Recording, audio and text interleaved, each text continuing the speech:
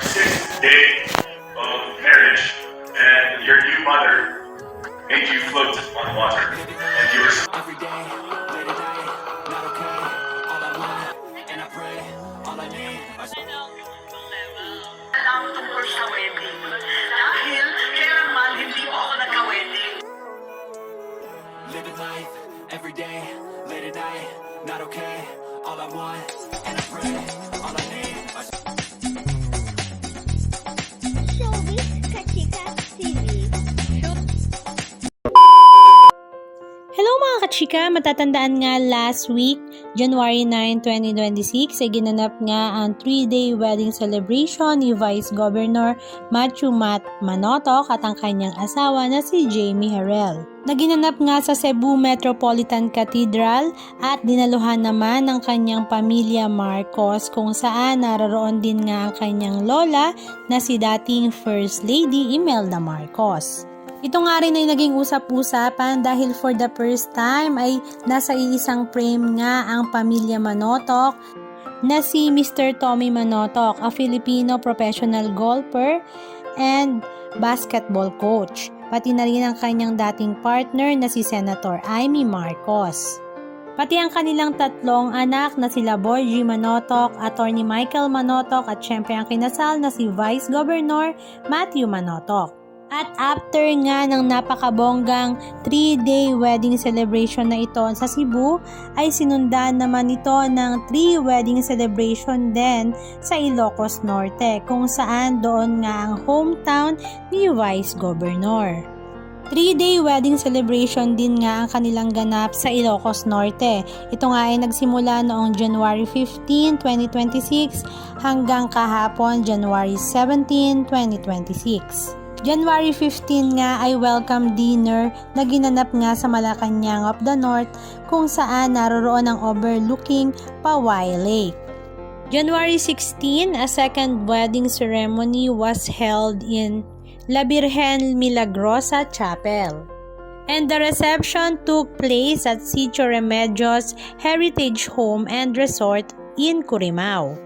Kung ang naganap na kasalan nga last week sa Cebu ni Vice Governor Matthew Manotoc at Jamie Harrell ay punong-puno ng pamilya Marcos, katulad na nga lang ni dating First Lady Imelda Marcos. This time nga ang kasalan sa Ilocos Norte ay ang Manotoc family na lamang ang present at wala na nga roon ang mga kapatid nila Senator Amy Marcos, maging ang Pangulo ng Pilipinas na si Bongbong Marcos. Pero syempre, spotted pa rin doon ang kanyang mga kapatid na sila Attorney Michael Borgie Manotoc at syempre si Senator Amy Marcos. Naroroon din nga ang kanyang mga kapwa senador para nga makiselebrate sa kasalang ito.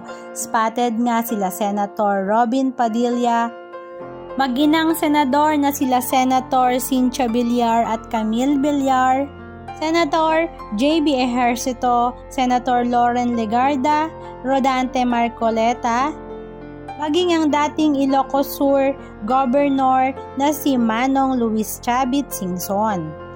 At ang mga Miss Earth batchmate nga ni Jamie Harrell ay present pa rin nga sa wedding celebration na ito.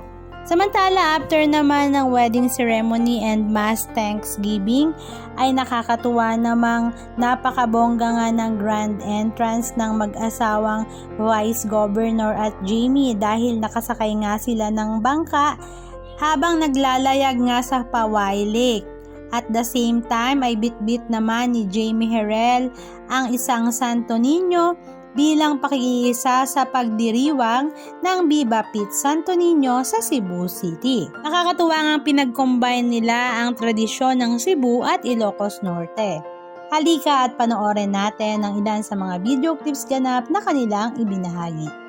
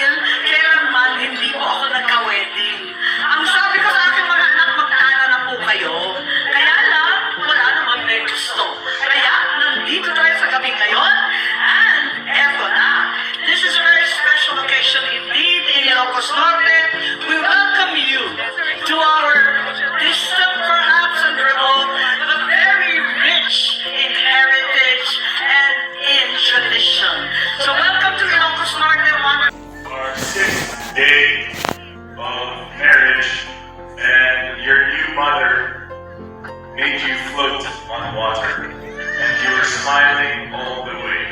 So even said I need recognized and thanked. You are a gamer. Thank you for organizing our Cebu wedding, and thank you for being along for the ride so willingly here in Ilocos.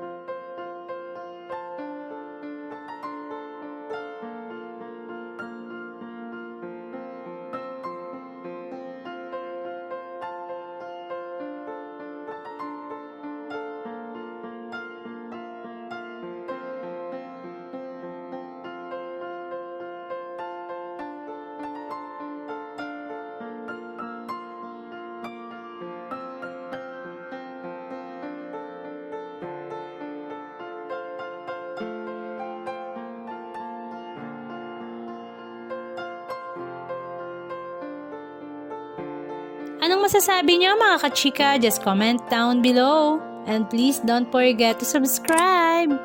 Thank you!